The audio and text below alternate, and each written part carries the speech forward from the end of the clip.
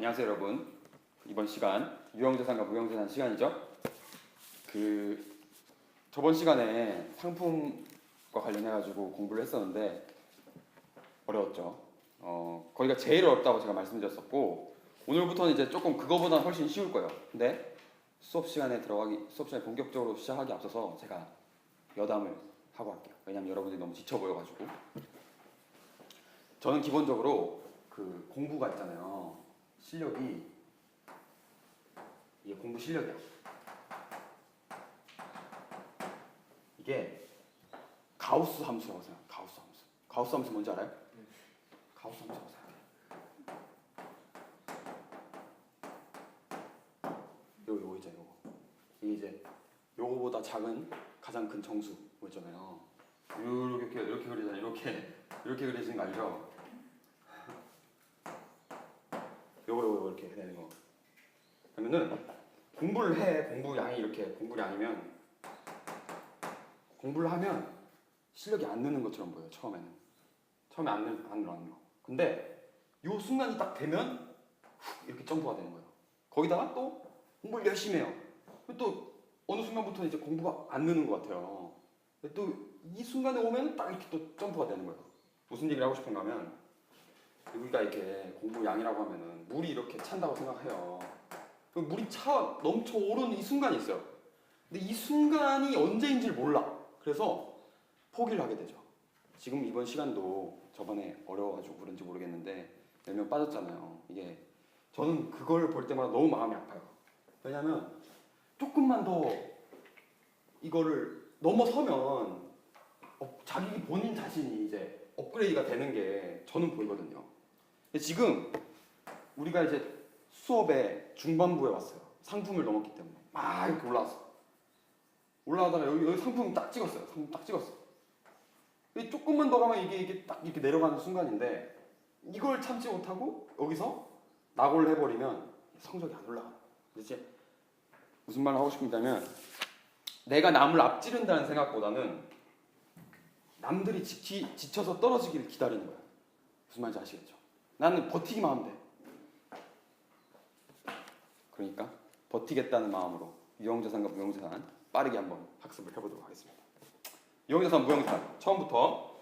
자, 이제 정의와 분류, 항상 정의와 분류가 나오죠. 유형자산의 정의, 교재를 한번 볼게요. 1년을 초과하여 비유동 자산이라는 뜻이에요. 재화의 생산 등으로 사용하기 위하여 보유하는 물리적 형체가 있는 자산 해가지고, 물리적 형체가 있다. 그러니까 1년 초과하고 물리적 형체가 있다는 게 중요한 거예요. 그 유형자산이 이제 재무상태표 통합 표시 항목인데, 그 안에 토지, 건물, 구축물, 기계장치, 건설 중인 자산, 차량, 운반부, 비품, 이렇게 여러 가지 개정 과목 있죠. 여러분들이 많이 보는 건 이제 토지와 건물이고, 구축물, 건설 중인 자산, 비품, 이런 것들은 그 밑에 있는 걸 읽어보시면 돼요. 그 밑에 표가 나와 있죠. 그림. 그게 이제 우리가 이번 시간에 공부해야 될 모든 것을 보여주고 있는 거예요. 한 번에. 처음 유형자산을 취득하는 거예요. 유형자산 취득. 그 다음 감가상각을 하죠. 감가상각을 하고, 그 다음에 처분. 이게 나와있죠. 그 그림에. 이 세 개를 배우는 거예요. 취득하고 이 중간에 이제 자본적 지출하고 수익적 지출 뭐 이런 게 있죠. 아무튼 그 그림에 있는 걸 배운다라는 거 하시고, 자, 정의랑 관련된 문제가 한 문제가 있어서 그걸 풀고 넘어갈게요. 제가 나눠드린 문제에 보면 2013 대수능 기출문제 18번이 있어요. 그게 이제 정의를 간단하게 물어보는 문제여서 제가 한번 풀고 넘어가겠습니다. 찾으셨죠? 거기 보면 다음은 일반 기업회계 기준 중 어느 자산 항목에 관한 내용의 일부이다. 가에 속하는 개정 과목으로 옳은 것은 해가지고, 가가 뭐죠? 유형자산인 거예요. 재화의 생산, 용역의 제공, 타인에 대한 임대를 해가지고 물리적 형체가 있는 자산으로서 1년을 초과하여 사용할 것이 예상되는 자산, 이게 유형자산이죠. 그래, 가는 유형자산. 그리고 유형자산에 해당하는 게 건물과 기계장치죠. 아시겠죠? 디자인권은 무형자산이고 장기 대여금은 투자자산이었죠. 그렇게 해서 정답은 1번이 되겠습니다. 간단하죠? 자, 그 다음에 취득 원가의 결정. 드디어 취득 시 어떻게 회계 처리하느냐를 물어보는 거예요. 너무 쉬워요. 취득 원가의 결정은 취득 시점에서 지급한 현금 또는 현금성 자산이나 제공한 자산, 기타 대가의 공정가치다. 이렇게 돼 있죠. 자, 이게 간단한 거예요. 그래서 밑에 예제를 한번 보세요. 5월 29일에 회계처리를 한번 해보는 거예요.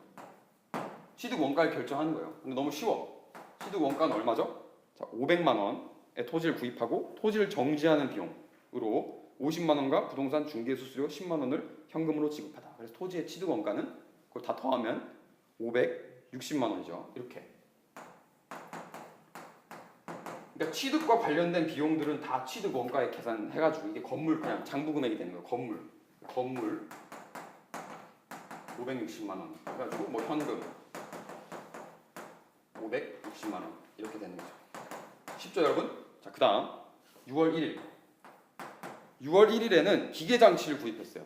기계장치도 유형자산이죠. 그러니까 유형자산의 취득 원가는 얼마냐? 구입 가격 400만 원, 기타 수수료, 운반비, 설치비, 시운전비 다 취득할 때 들어간 부대 비용들이죠. 이걸 다 더하면 455만 원이 돼요.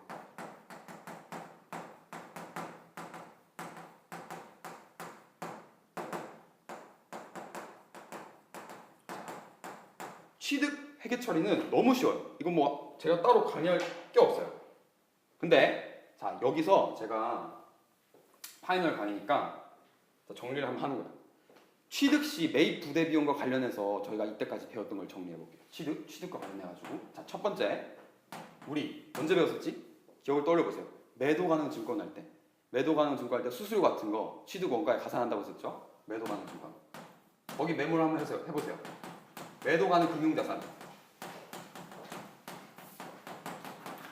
매도 가능 금융자산을 취득할 때 수수료 같은 것들이 발생하면 매입 부대 비용으로 취득 원가에 가산한다고 했었어요. 자, 그다음 두 번째 또 어디서 배웠더라? 재고 자산을 매입할 때 배웠어요. 재고 자산을 매입할 때 운반비 등이 발생하면 취득 원가에 가산한다라고 배웠었죠. 재고 자산의 취득. 정리를 하는 거예요. 정리. 재고 자산의 취득. 자, 그다음 세 번째가 이 유형자산과 무형자산이에요. 유형자산이랑 무형자산은 회계 처리가 거의 비슷해요. 그래서 유무형자산. 이거 말고도 있는데 우리가 배우는 건 이거라는 거예요. 자, 그다음에 이 세 개 하고 그다음에 우리가 나중에 배울 거 요거랑 비슷한 건데 조금 달라요. 사채 발행비가 있어요. 사채 발행비의 처리가 있어요. 요거 일단 그냥 참고로 적어두기만 하세요. 사채 발행비의 처리 나중에 우리 사채 공부할 때 배울 거예요. 이렇게 4개. 취득과 관련해가지고 매입 부대 비용이 나오는 거 우리가 배우는 거 앞으로 요거 4개밖에 없어요. 요거 4개. 시험 문제에 나오는 요거 4개다. 취득과 관련해서는 메모를 해놓으시고 지울게요. 자, 이게 중요한 거예요. 취득 회계 처리 그것 자체는 중요한 게 아니에요. 아시겠죠? 취득 시 부대 비용을 취득 원가에 가산한다라는 거 비용으로 처리하는 게 아니라 이게 중요한 거예요. 요 4개가. 자, 그렇게 해서 취득 원가의 결정까지 공부를 했고 그다음 5.3 자본적 지출과 수익적 지출을 배웠고요. 자본적 지출, 수익적 지출.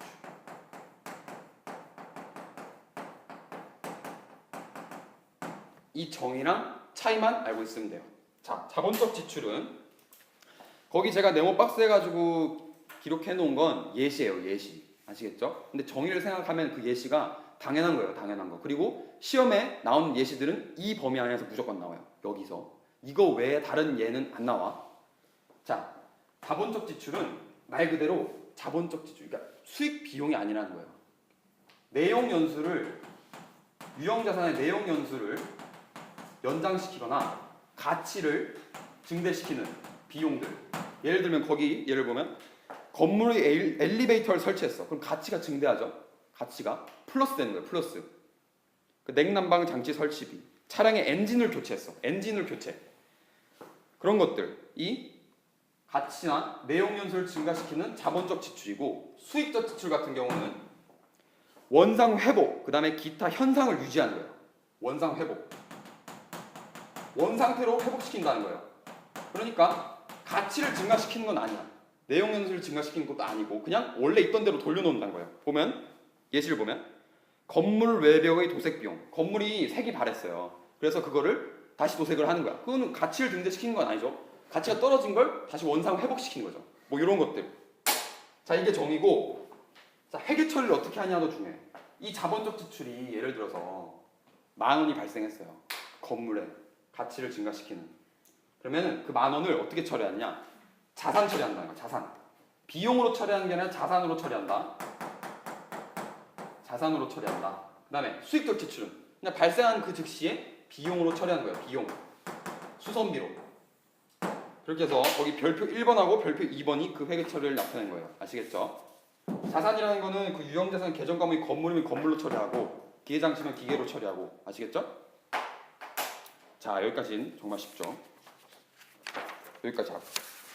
자, 그 다음이 나오는 게 감가상각이에요. 자, 계산 문제가 나오면 감가상각이랑 그 다음에 처분 이 부분이 계산 문제로 나옵니다. 감가상각 볼게요. 자, 감가상각 정의부터 한번 볼게요. 유형자산의 가치 감소액을 장부 금액에서 감소시키고 재무제표에 반영하는 절차다. 이렇게 나와 있어요. 그러니까 저희가 건물을 사잖아요. 그럼 건물이 얼마가 줄어든 가치가 얼마나 떨어지는지 모르겠는데 계속 사용하다 보면 가치가 떨어지는 건 확실하죠. 그거를 장부에 반영을 해주는 거예요. 합리적인 가정을 가지고. 자, 보면 그 동그라미 1번에서 근데 감가상각을 하는 자산이 있고 안 하는 자산이 있어요. 근데 감가상각 안 하는 자산 외에는 다 감가상각을 한다라고 생각하면 돼요. 자, 감가상각 안 하는 것 중에 가장 대표적인 게 토지. 토지는 가치가 떨어지지 않아요. 그냥 뭐 지구가 있을 때부터 계속 그 자리에 있었던 거니까 떨어지지 않는다고 본다. 어떤 사람은 지진이 일어나면 어떡하냐 이런 얘기를 하는데 아니에요. 지진이 일어나도 땅은 가만히 있는 거예요. 알았죠? 그런 거 없다. 토지는 감가상각을 안 한다. 그리고 건설 중인 자산이 나와 있는데 신경 쓰지 마세요. 건설 중인 자산은 아직 그 사용을 하지 않았기 때문에 감가상각을 안 하는 거예요. 아시겠죠? 그거 외에는 다 감가상각을 한다고 생각하세요.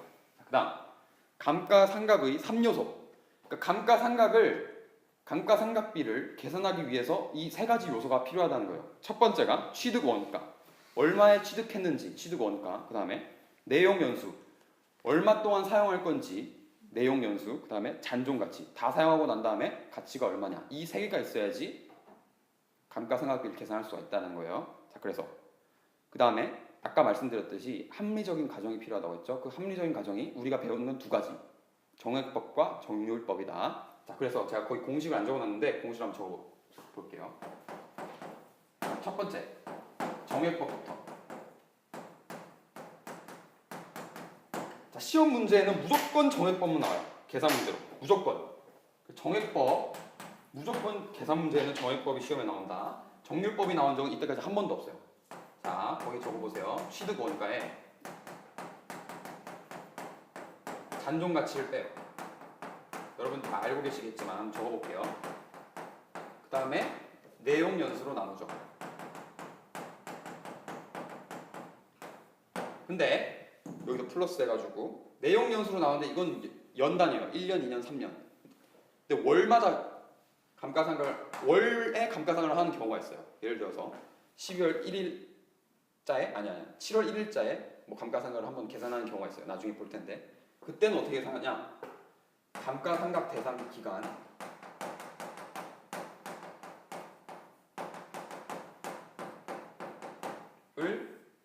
계산해줘요. 12월분의 6, 12분의 6, 뭐 이런 식으로 6개월이 다니면은 12분의 6 이렇게 계산한다는 거예요. 그 다음 정률법. 정률법은 개념만 알고 계세요. 계산할 일은 없을 거예요. 정률법 조금 다르다. 미상각 잔액.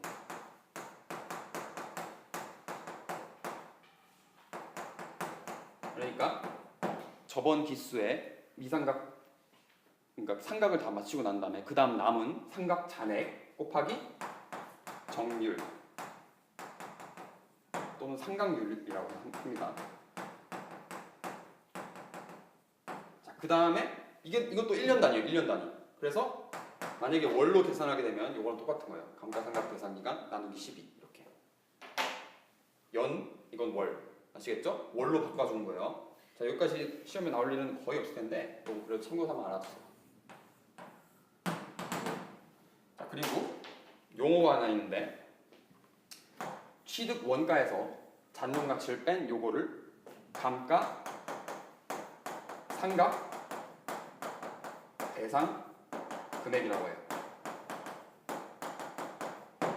그러니까 감가상각 대상 금액에다가 내용연수로 나눠주면 되는 거예요. 마찬가지로 정률법도 정률을 곱하는데 감가상각 대상 금액은 요 미상각 잔액이 되겠죠.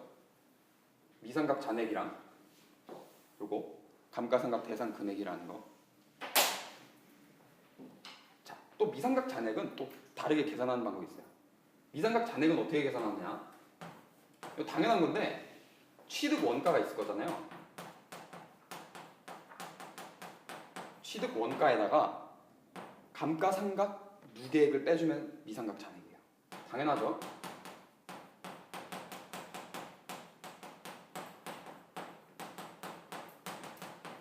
처음에 취득한 원가에서 이때까지 감가상각한 거에 모든 총합을 빼주면 미상각 잔액이 나오겠죠. 아시겠죠? 자, 이렇게 요 공식 적어놔 보세요. 뭐 어차피 계산 문제 풀면서 할 건데 요 공식 적어두시고 요 공식을 가지고 이제 감가상각비를 계산하는 거예요. 이건 감가상각비의 계산. 자, 그리고 그 밑에 예제가 있죠? 예제를 한번 풀어볼게요. 예제 보면 정액법과 정률법을 이용하여 각 연도별 감가상각비와 기말 장부 금액을 계산하시오. 그래서 14년 1월 1일 기계장치를 구입하였다. 14년 1월 1일 취득 시 회계처리죠. 1월 1일 거부터 해볼게요. 기계장치의 구입 가격은 100만 원이에요. 100만 원. 기계장치. 그러면 기계장치 100만 원. 그다음에 현금 100만 원 이렇게 되겠죠. 취득 시 회계처리. 그다음에 14년 12월 31일 날 감가상각비 회계처리를 해줘요. 결산. 이거는 재무상태표 개정 결산 정리 사항이다. 나중에 회계순환 과정 가서 언급을 드릴 건데 어쨌든 간에 그럼 감가상각비를 계산해 줄게. 자, 정액법부터 여기 이 계산은 정액법만 할게요. 정액법. 정률법은 시험에 안 나오니까 정액법만 합니다. 정액법 감가상각비. 자, 취득 원가 100만 원. 잔존 가치는 취득 원가의 10%라고 했으니까 얼마다? 10만 원. 곱하기 내용 연수 얼마? 내용 연수 3년. 그러니까 3으로 나눠주면 되죠. 자, 이렇게 하고 감가상각 계산 기간은 12월이야. 12월. 그러니까 이렇게 똑같은 거. 그러면 이면 30만 원 이렇게 되죠. 30만 원이다. 그러면은 회계처리를 해보면 감가상각비 30만 원. 그 다음에 감가상각 무게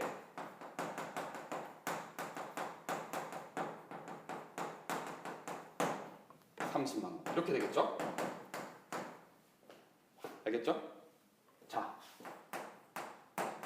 2015년 3월 31일이랑 2016년 12월 31일은 요거랑 똑같아요. 정액법으로 감가상각비 계산을 하면 매 연도에 감가상각비가 똑같다. 그게 정액법이에요. 그래서 똑같으니까 안 쓸게요. 똑같다. 이렇게 되는 거예요. 자, 보면 자, 근데 문제는 예제는 매기 감가상각비와 기말 장부 금액을 계산하셔도 돼 있죠. 자, 여기다 적어볼게. 감가상각비. 뭐 다 아는 거예요.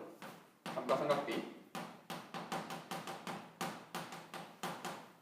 14년도 30만 원. 15년도 30만 원. 16년도 30만 원. 알겠죠? 정액법이 다 똑같다. 그래서 장부금액.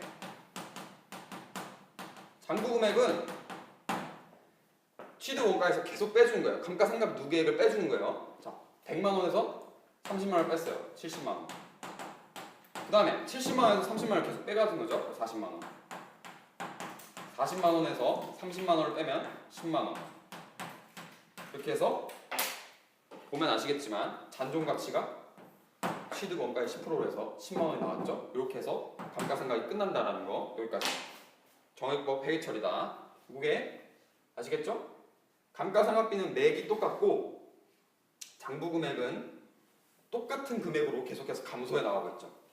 요거 방금 전에 제가 말씀드린 게 시험 문제에 한 지문 한 개로 나와요. 두 개로 나올 수도 있어요. 감가상각 금액은 매기 똑같고 장부금액은 매기 일정하게 감소한다. 요거. 자, 이렇게 해서 감가상각까지 공부를 했고 관련된 문제를 하나 풀고 넘어갈게요.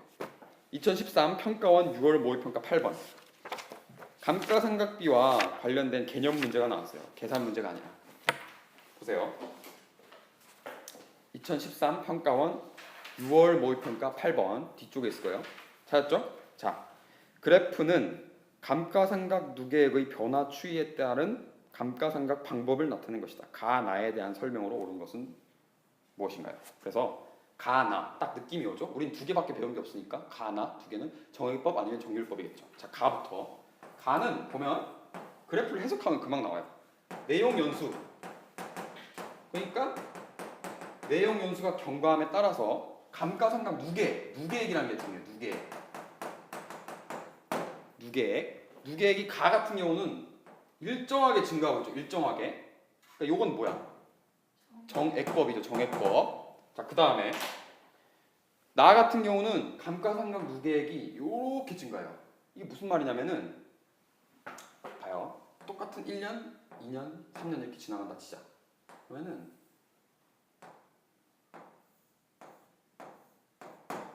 이렇게 된다는 거야.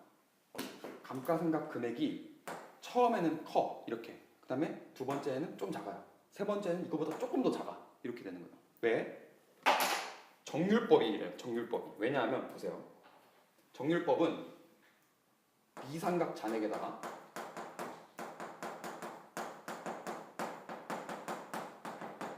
정률을 곱한 거예요. 정률. 그죠? 근데 이 정률은 고정이야. 고정이야. 뭐 40%면 40%뭐 이런 식으로. 근데 여러분들 당연히 공식에 떠오르시겠지만 미상각 잔액은 계속해서 줄어들잖아요. 그죠? 계속해서 삼각해서 나가니까 미상각 잔액은 계속해서 줄어드는 거예요. 그러니까 정률법으로 회계처리를 하면은 해가 갈수록 감가상각비는 줄어드는 거예요. 아시겠죠? 그걸 말하는 거다. 그래서 나는 정률법이라는 거. 요걸 알면 이제 보기는 금방 풀죠. 기억. 가에 의한 감가상각비는 매기 일정하다. 매기 일정. 맞죠? 가는 취득 원가에서 잔존 가치를 차감한 금액을 내용 연수로 나누어 감가상각비를 계산한다. 맞죠? 이게 정액법에 따른 감가상각비 계산. 나에 의한 감가상각비는 내기 감소한다가 맞죠? 감소. 증가가 아니라 감소다. 미상각 잔액은 계속 줄어드니까. 리을. 나는 감가상각 누계액에 정률을 곱하여 감가상각비를 계산한다. 틀렸죠? 감가상각 누계액이 아니라 어디다? 미상각 잔액에다가 정률을 곱한다. 자, 이렇게 해서 정답은 1번이 되겠습니다. 자, 쉽죠? 개념 문제. 개념을 알면은 그냥 풀 수 있는 거였어요. 자, 그 다음 유형자산의 처분을 계산해 볼게요. 유형자산의 처분 공부해 볼게요. 유형자 처분은 뭔지 아시죠? 다들 장부금에서 제거하고 재무제표에 반영하는 절차다. 자, 예제를 가지고 설명을 드릴게요. 기계장치와 관련하여 행할 일자별 회계처리를 하시오. 단 감가상각은 정액법으로 한다라고 돼 있어요. 자, 모든 회계처리를 이거 가지고 해본 거예요. 14년 초에 100만 원을 지급하고 기계장치를 취득하였다. 자, 취득시 회계처리 아까랑 똑같죠. 14년 초에 1월 1일에 기계 100만 원에 취득하고 현금을 지급했다. 자, 취득했으면은 14년 12월 말에 감가상각비를 계산해야 되겠죠? 감가상각비 계산 얼마예요, 여러분? 아까랑 똑같죠? 아까랑 똑같은 거 지금 제가 갖고 온 거예요. 자, 30만 원 어떻게 계산했냐? 100만 원에서 취득 원가에서 잔존가치 10만 원, 취득 원가의 10%라고 나와 있죠? 거기다가 내용 연수를 곱하고 나눠주고 그다음에 감가상각 계산 기간을 계산해주면 이제 30만 원 이렇게 되죠. 이렇게 해서 감가상각비 30만 원이 계산되고 감가상각 누계 30만 원 이렇게 해줍니다. 아, 참고로 요 누계액 계정을 사용하는 거, 요 누계액 계정을 사용하는 방법을 간접법이라고 해요. 간접법. 거기 잠깐 메모를 해놓으세요. 이거는 제가 안 적어놨으니까 간접법이라고 한다. 간접법. 직접법은 뭐냐? 장부금액, 그러니까 기계를 바로 차감하는 거를 직접법이라고 하는 거예요. 여기 지금 누계액 계정을 사용해가지고 기계장치의 누계액 사용해서 간접적으로 이제 처리한다고 해서 간접법이고, 직접 그냥 기계로 처리할 수 있어요. 기계를 없애는 걸로. 그때는 직접법이라는 거 참고로 알아두시고. 자, 그다음 2015년 7월 1일에 동기계장체를 60만 원에 처분하였다라고 되어 있죠. 그러면은 15년 7월 1일에 회계 처리를 하는 거예요. 자, 근데 여러분 주의할 게, 처분할 때 회계 처리는 자, 무조건 감가상각을 먼저 한다. 감가상각비 회계 처리를 먼저 하는 거예요. 감가상각비 상각 회계 처리를 먼저 한다. 기억하시고. 자, 그러면은 상각비를 먼저 계산해 볼게요. 자, 계산 똑같아.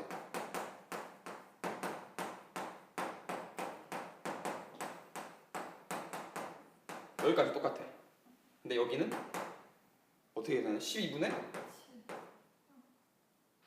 6이죠. 6월달까지 사용을 했잖아.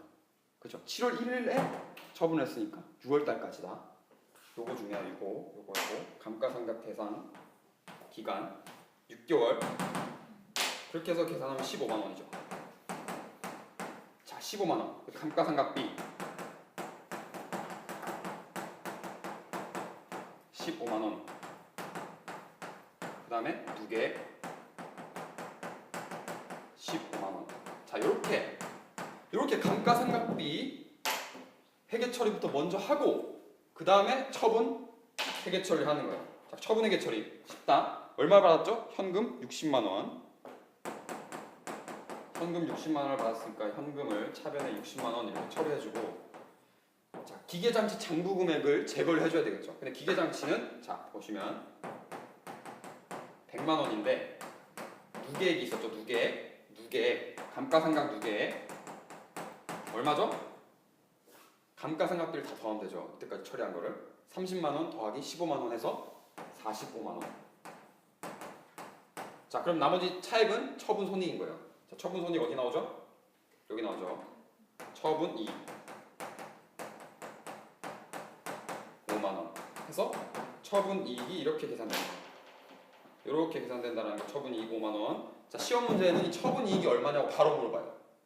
그렇기 때문에 우리가 이 회계 처리를 다 하고 처분 이익을 계산하면 너무 시간이 오래 걸리니까 공식을 알려드릴게요. 바로 처분 이익을 계산하는 공식을 알려드릴 거예요. 지금 자, 요거 아시겠죠? 자, 처분 이익은 어떻게 계산하냐? 처분 이익은 어떻게 계산하냐? 자, 여기다 해야겠네. 처분 이익 또는 손실. 당연한 공식을 제가 지금 알려드리려고 하는 거예요. 어떻게 계산하냐?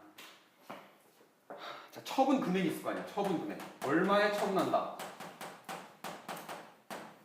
처분 금액에다가 장부 금액을 빼주면 돼요.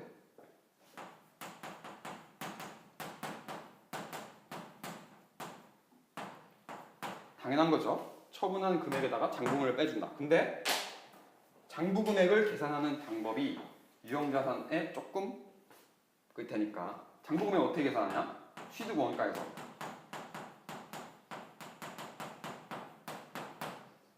취득 원가에서 뭘 빼줘야 되죠? 감가상각 누계액을 빼줘야 되죠. 그쵸?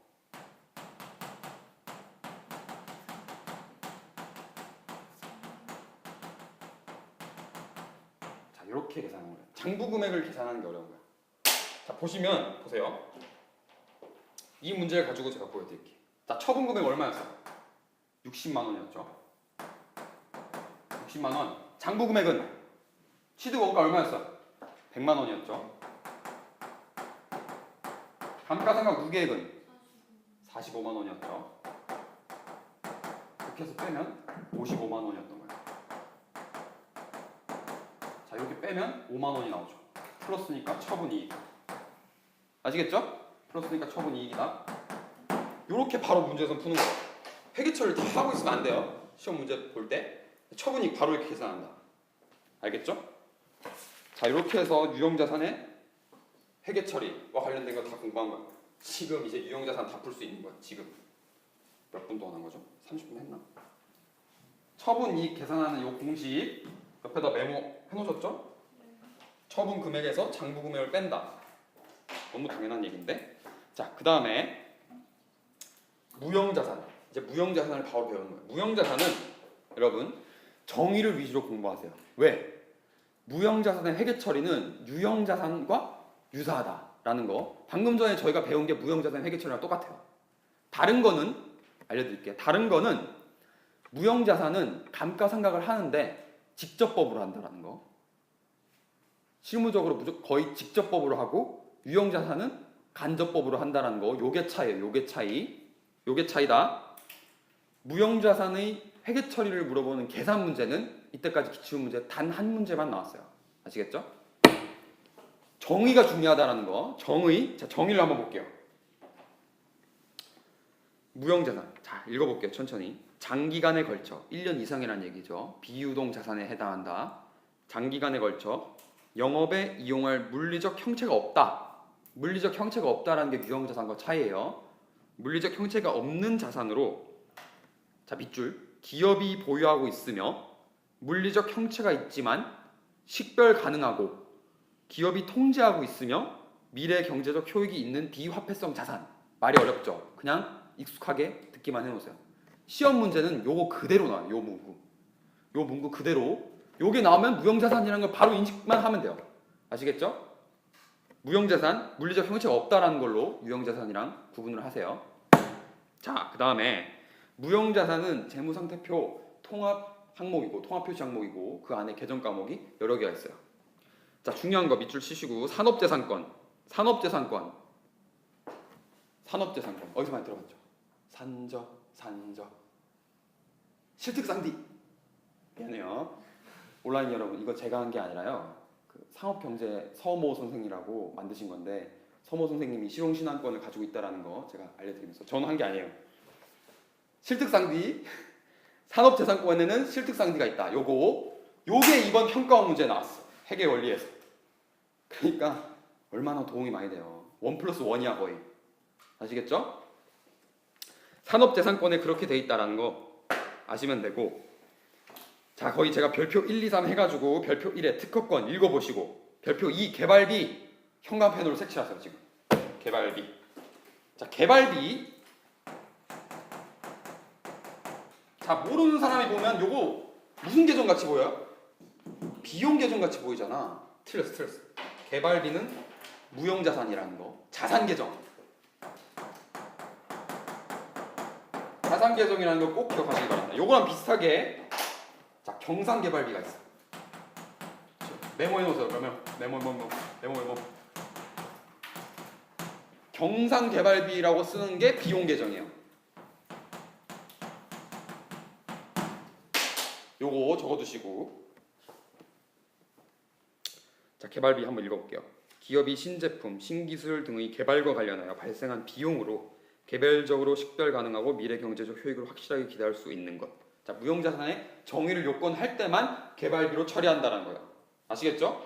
무형자산의 요건을 충족하지 못하면 그냥 비용으로 처리한다는 거.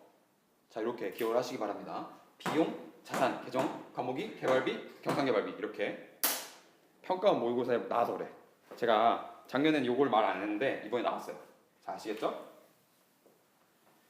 자, 그렇게까지 하고 영업권은 읽어보시고, 자, 이렇게까지 하고 문제를 한번 풀어볼게요. 제가 나눠드린 문제를 한번 풀어볼게요. 2012 대수능 기출문제 10번. 자, 쉬운 문제예요. 2012 대수능 기출문제 10번. 자, 기하문의 일부이다. 기하문에 나타난 거래를 회계 처리할 때 차변 계정 과목 금액으로 오른 것은, 자, 사법연수원 관련해가지고 가에 그 1번, 2번 두 개를 가져와. 1번, 2번.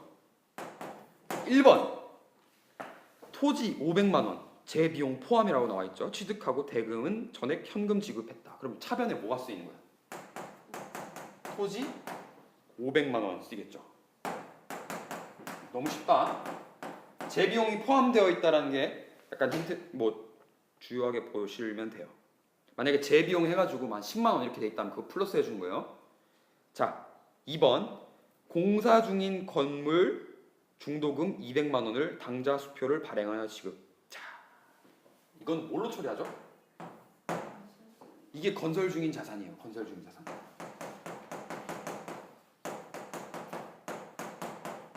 건설 중인 자산. 그러니까 말만 들어도 건설 중이라는 거예요. 뭐 건설 중. 공사 중인 건물 중도금 200만 원이다. 그래서 그냥 200만 원 이렇게 처리하는 거예요. 아시겠죠? 자, 계정 과목을 물어보는 문제네요. 자, 그 다음에 나. 자, 봐요. 나는 그냥 약간 함정이야. 컴퓨터, TV 등 이건 비품으로 회계 처리하는 거죠. 근데 회계 처리를 해요, 안 해요? 안 하죠, 당연히. 왜? 예정이잖아, 예정. 회계상의 거래가 아닌 거예요, 이거는. 자, 그렇게 해서 정답은 니은 디귿 4번이 되겠죠. 4번. 이렇게까지만 회계 처리한다. 자, 요게 이제 취득 원가의 결정과 관련된 문제였고, 그 다음 문제 한번 볼게요. 2013 평가원 6월 모의평가 8번.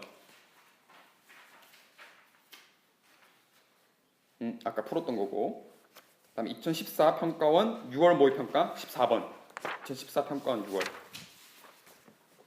14번이랑 15번이랑 합쳐진 문제예요. 유형자산과 관련된 문제는 매년 한 문제 또는 두 문제가 나와요. 이렇게. 방금 전에 저희가 한 30분 걸쳐서 얘기했던 게 거의 두 문제가 나온다는 거예요. 봐봐. 자, 14번 한번 읽어볼게요. 업무용 건물과 관련된 내용이다. 물음에 답하시오. 자, 10년 1월 1일 본사 건물을 1,000만 원에 취득. 내역 연수 20년. 이런 거 밑줄 쳐놔야 되겠죠. 20년 이런 거. 잔존가치 없음. 밑줄 치시고. 취득일부터 사용하였으며.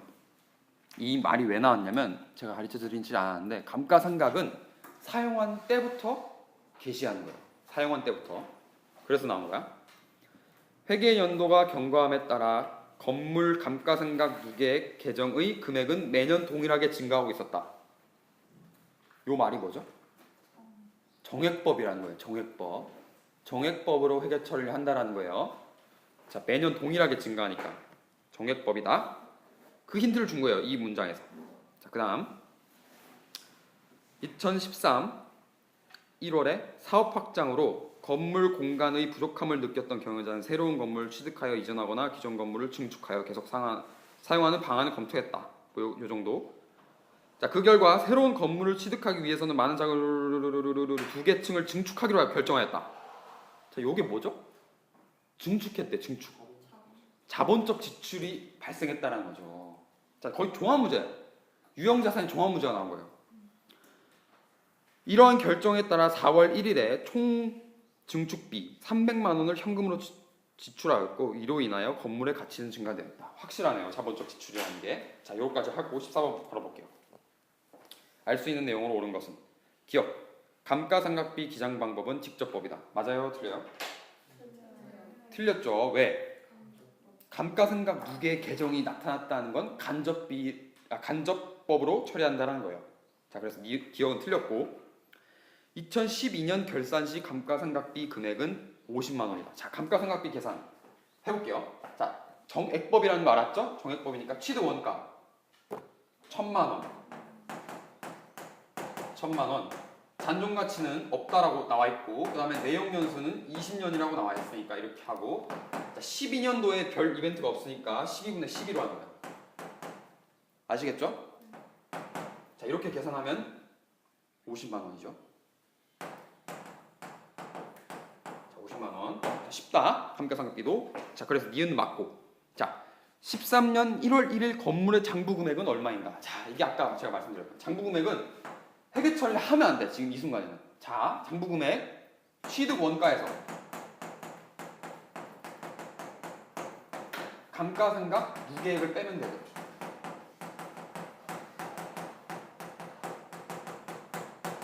취득 원가 얼마? 1,000만 원. 감가상각 누계액 얼마? 자, 50만 원씩 매기 감가상각이 되니까 몇 번이죠?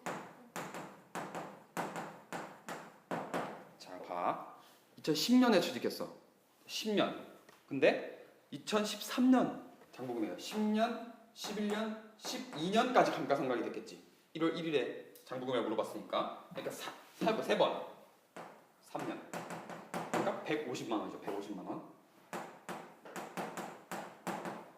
이렇게 차감을 해주면 되는 거예요. 그러니까 850만 원이지. 그러니까 틀린 거예요. 당연히 틀렸겠죠. 1000만 원 말도 안 되는 소리죠. 감가상각 안 한 거 아니니까 계산할 필요 없어요. 그렇게 해서 정답은 2번. 자, 그 다음 문제도 한번 풀어볼게요.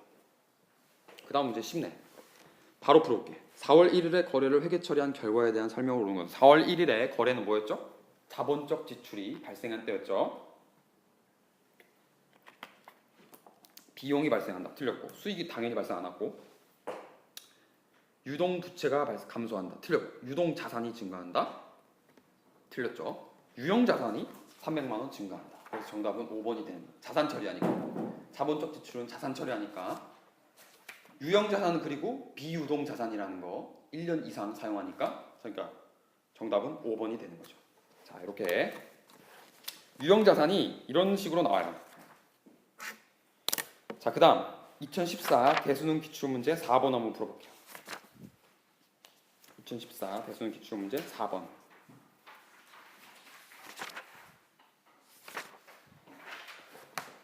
자, 이 문제가 제가 아까 말씀드렸던 무형자산의 회계 처리가 나온 거예요. 정의를 항상 물어봤었는데 무형자산 회계 처리 어떻게 하냐를 물어봤어요. 근데 여러분 쫄 거 없다. 무형자산은 유형자산 회계 처리랑 똑같다라는 거 풀어볼게요. 자, 가로에 상각 방법은 정해법 밑줄 치시고 잔존 가치는 없다 밑줄 치시고 회계 처리할 때 필요한 정보죠. 자, 1번부터 바로 볼게요. 특허권의 내용 연수는 5년이다. 자, 이걸 어떻게 할까? 자, 이건 역산하는 거예요. 역산. 감가상각비가 지금 얼마죠? 무형자산 감가상각비가 무형자산 상각비 보면은 10,000원이라고 나와 있어요. 10,000원. 자, 10,000원은 어떻게 계산됐을까? 자, 취득 원가 얼마야? 10만 원이죠. 거의 10만 원. 현금 10만 원을 지출하고 무형자산이 10만 원 증가했죠. 잔존 가치는 없다. 내용 연수 모르니까 x는 분의 1. 12월 12일 이렇게 하면 10만 원이 나온 거였어요. 그러면 x는 얼마야? 그렇죠. 10년이다. 그렇죠. 10년. x는 10년. 그러니까 1번은 아니죠. 자, 2번. 특허권의 취득 원가는 9만 원이다. 맞나? 이미 틀렸죠. 10만 원 주고 취득했다. 특허권의 취득 원가는 9만 원. 9만 원은 장부 금액이야. 알겠죠? 취득 원가는 10만 원이다. 다음 3번. 특허권 상각의 기장 방법은 간접법이다. 간접법이에요? 직접법이다. 왜? 직접법이라는 거 어떻게 알아? 누계 계정이 없고 저기 특허권 계정이 무형자산 상각비에서 10,000원 바로 차감되잖아요. 그러니까 직접법이다. 4번. 2012년 결산 시 특허권 상각 금액은 10,000원이다. 계산해보나 마나 맞는 거죠. 정액법이니까 10,000원. 그 다음 5번. 2012년 결산 시 재무상태표에 표시되는 산업재산권은 80,000원이다. 자, 특허권. 산업재산권 맞아요? 맞죠? 실특상디 특허권 산업재산권에 포함되는 거다. 산업재산권 얼마? 9만 원. 10만 원에서 2012년 결산 시 상각비를 빼고 10,000원을 빼면 9만 원이다. 아시겠죠? 그렇게 정답은 4번. 자, 그 다음에 2013 평가원 9월 모의평가 17번.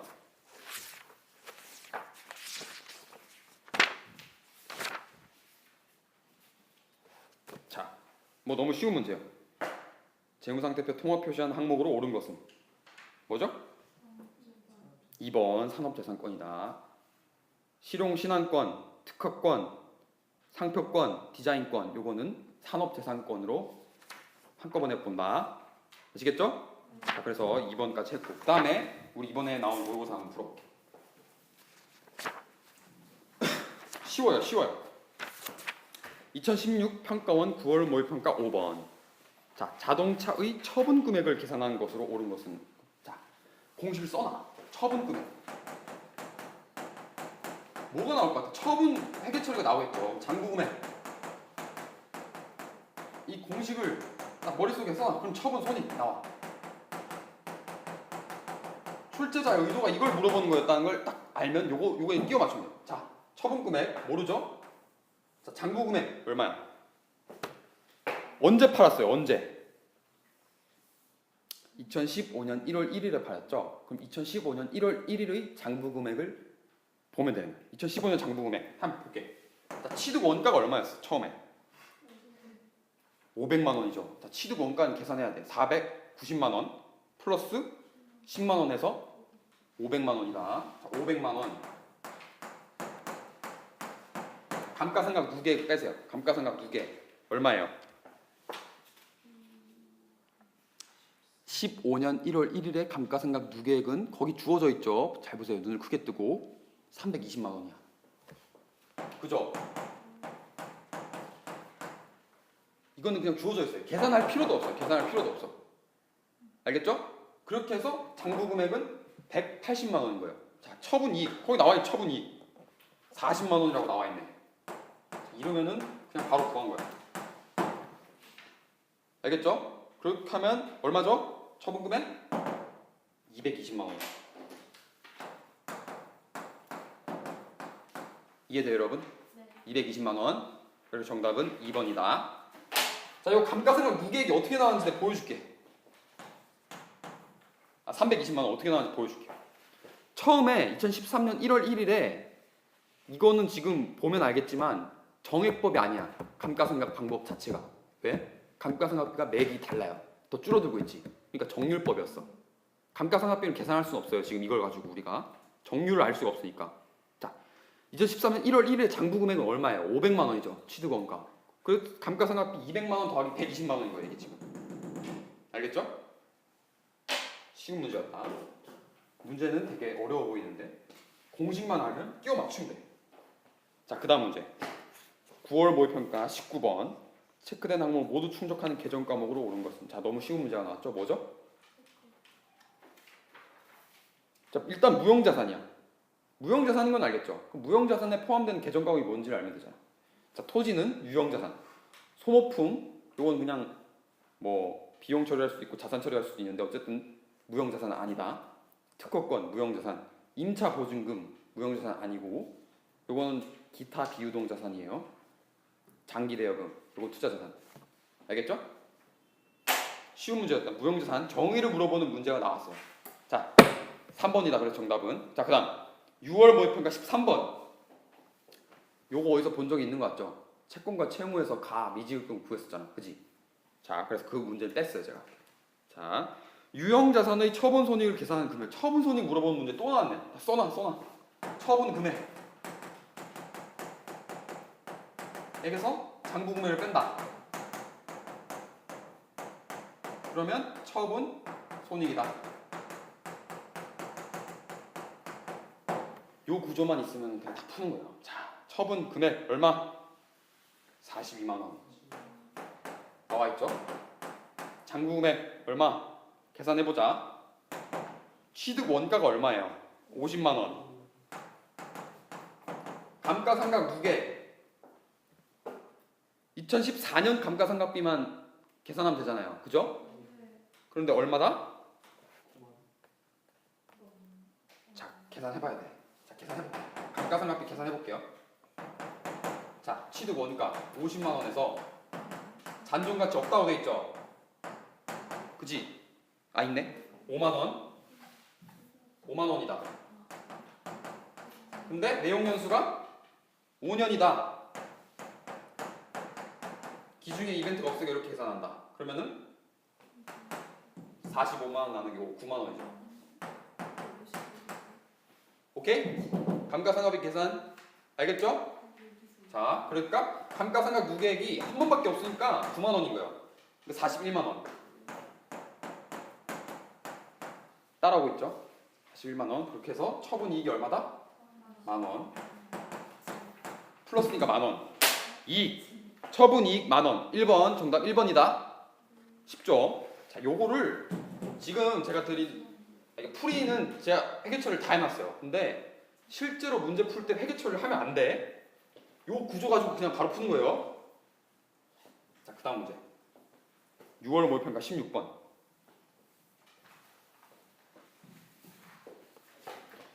자, 무슨 문제야? 자본적 지출이냐, 수익적 지출이냐, 요거 물어보는 문제잖아요. 그쵸? 자, 거래를 볼게. 외벽 페인트 도색 대금 50만 원. 요거는 무슨 지출이야? 수익적 지출이죠. 그냥 원상 회복을 위한 지출이잖아요. 도색. 건물의 가치를 증가시키는 냉난방 장치의 설치 공사 대금 400만 원. 자본적 지출이죠. 그러니까 회계 처리 어떻게 했었어요? 처음에 400만 원은 건물로 처리하고 나머지 50만 원은 수선비로 처리를 했었어야지. 그쵸? 근데 지금 어떻게 처리해놨어요? 전부 다 건물로 처리해놨잖아. 그러니까 지금 요게 수선비가 잘못 처리되어 있는 거죠. 근데 볼게요. 자산이 50만 원 과대 계상되어 있다. 맞아요? 맞죠. 비용으로 처리돼야 될 게 지금 건물로 처리되어 있잖아. 그치? 부채 틀렸고 수익 틀렸고 비용은 얼마 과소 계상되어 있어요? 50만 원 과소 계상되어 있어요. 알겠죠?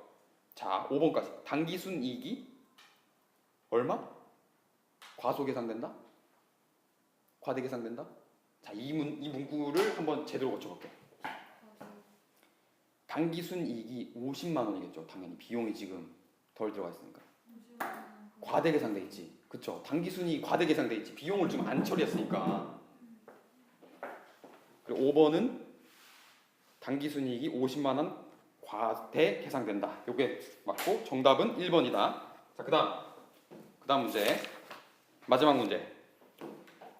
땡땡주가 단기 중 신제품과 개발에 가나에 들어갈 계정 과목으로 오른 것은. 자, 이게 아까 제가 말했던 거야. 가는 뭘까요? 가의 성격이 뭐야? 100만 원의 성격이 무형자산의 인식 조건을 충족하지 못할 때 그 비용으로 처리해야 되는데 비용으로 처리되는 계정과목보다 경상개발비로 처리된다라는 거. 자, 나는 무형자산의 정의 요건을 충족했으니까 무형자산을 처리하니까 뭘로 처리한다? 개발비로 처리한다. 그렇게 해서 정답은 4번 되는 거예요. 4번. 아시겠죠? 요 문제까지 해가지고 유형자산과 무형자산 쉽죠, 여러분? 저번 시간보다 훨씬 쉽지. 자, 다음 시간에 그 다음 단원 사채. 여러분들이 어려워하는 사채 정말 짧은 시간에 정리하고 여러분 다 맞출 수 있도록 해드리도록 하겠습니다. 네, 감사합니다.